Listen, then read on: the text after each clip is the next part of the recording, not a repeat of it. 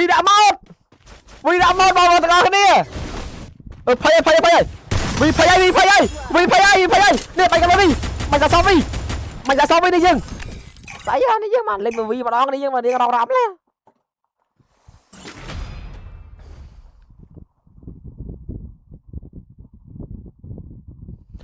Ok, let's go. Ok.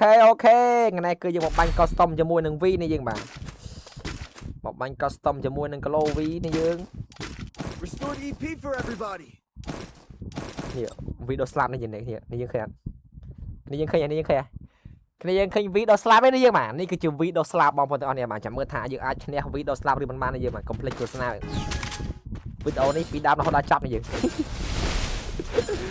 Oh, let's go. Tao nào vi cho Billy còn lấy vậy. Oh, nào vi.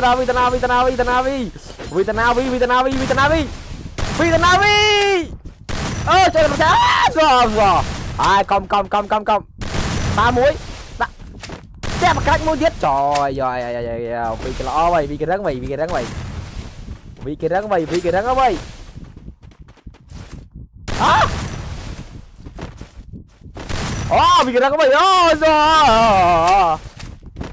ủa tại à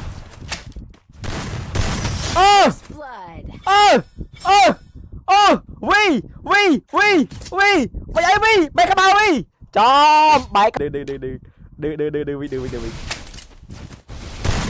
chơi say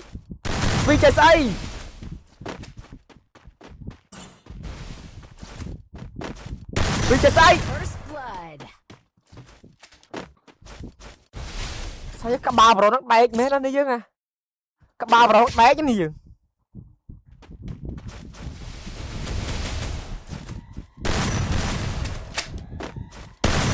chơi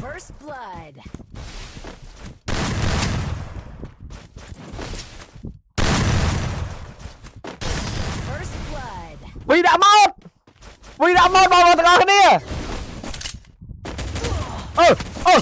mày cái ba phây vì phây nè mày cái đi mày ra sau đi nhưng ô điều vì phây chơi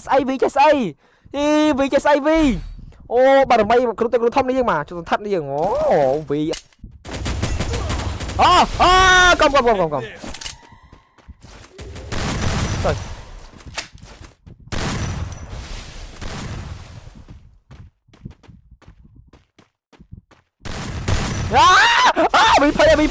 vì phây vì cái thái phây đây nè vì chơi say nè vì chơi say vì chơi say vì vì cái thái thế nè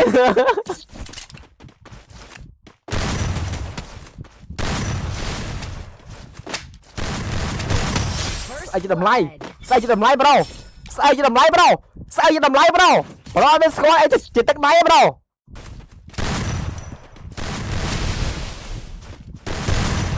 đầm lái bro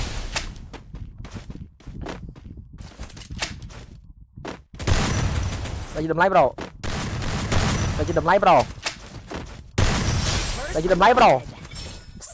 đầm lái nè price score đi bro price score tắt máy Sri là về mấy chứ bro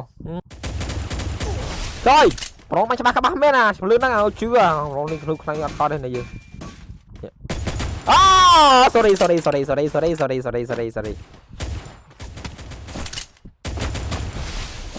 say bro chơi say bro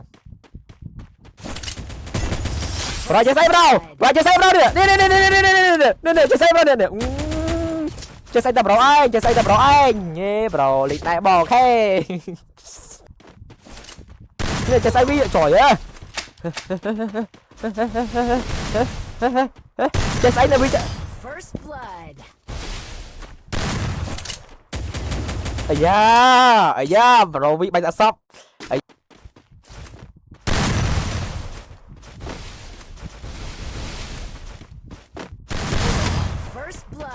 cô ơi anh cô à cái bàn này gì dương đây ta gặp lương clay ba nhìn tao rồi vinh mà ghém chân này mà dương trăm và môi smart này mà dương mình nơi dương cho chất toi cùng một cột bao dương này mà dương cái thang con ấy tắc đây con đinh sư và dương tích này mà chắc những toi qua sao toi vào đó nó và môi smart cái món này mà chỉ mất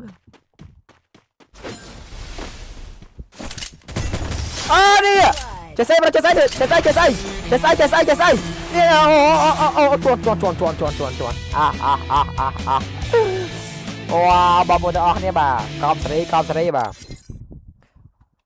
trời ba đi mà dân ai nè vi đi mà cứ chấm nuốn pram pí tôi nâng pram bao nhiêu đó nha bà